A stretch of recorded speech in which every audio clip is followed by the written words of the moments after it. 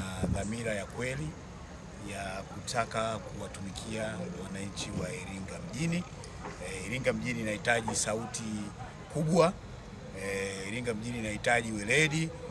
Mji wetu ni mji wa kihistoria, unahitaji sauti pana kuhakikisha mji wetu unaendelea kuwa kwenye ramani, na mji unapokuwa kwenye ramani unasaidia kuattract watu wengi zaidi kuja katika mkoa wetu.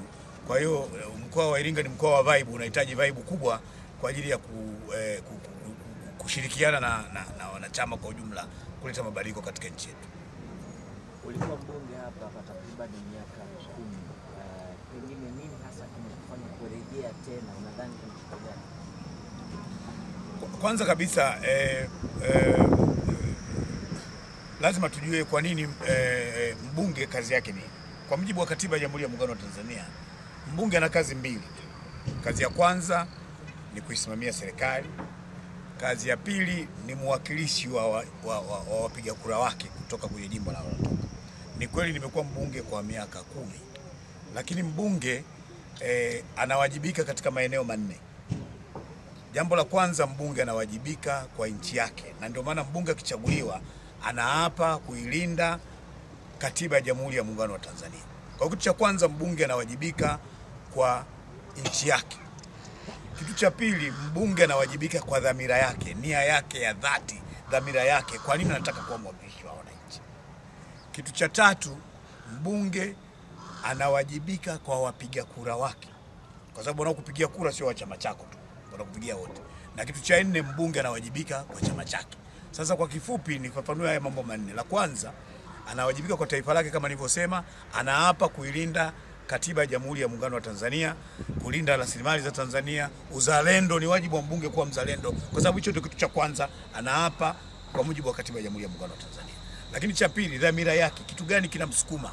Sasa mimi ninachosukumwa nacho ni kuhakikisha kwamba tunaendelea kusaidiana na Chama cha Mapinduzi ambacho ndio kinaongoza dola, kuondoa umaskini, kuwa sauti ya wasiokuwa na sauti, sauti ya wanyonge, kuwa nguvu ya wasiokuwa na nguvu, na kikubwa zaidi, dhamira yangu ni kukerwa na umaskini, ni kukerwa na watu ambapo hawazijui haki zao. Hiyo ndio dhamira inayonisukuma.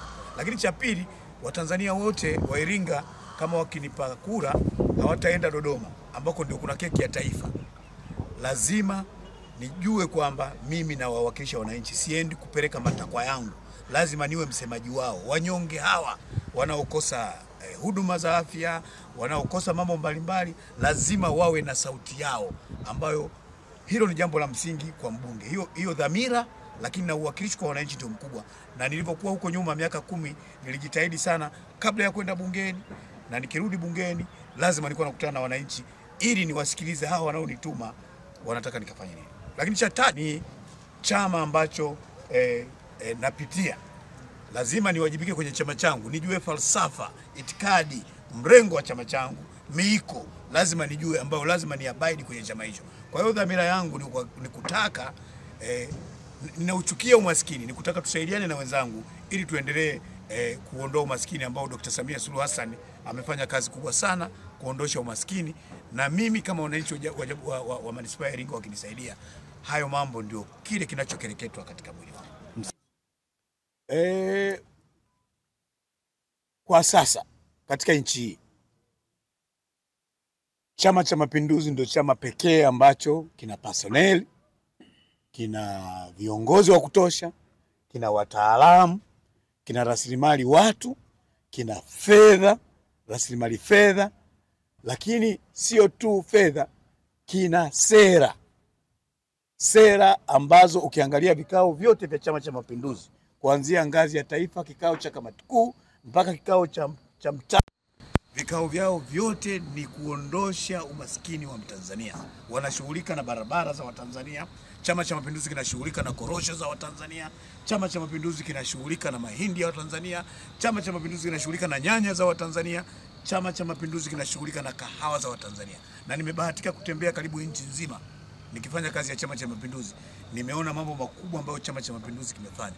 Kwa hiyo kwa sasa hakuna chama chochote ambacho kina rasilimali watu, kina fedha, kina sera ambazo ni za kuikwamua Tanzania kutoka kwenye umaskini kwenda huko mbele. Kwa hiyo Vyama vya siasa vipo vingi, watu wanaweza kusema wanaoyataka, wakatoa slogan wanazoziweza, hayo ni mambo yetu. Lakini sisi Chama cha Mapinduzi tunasema kazi na utu, tunasonga mbele.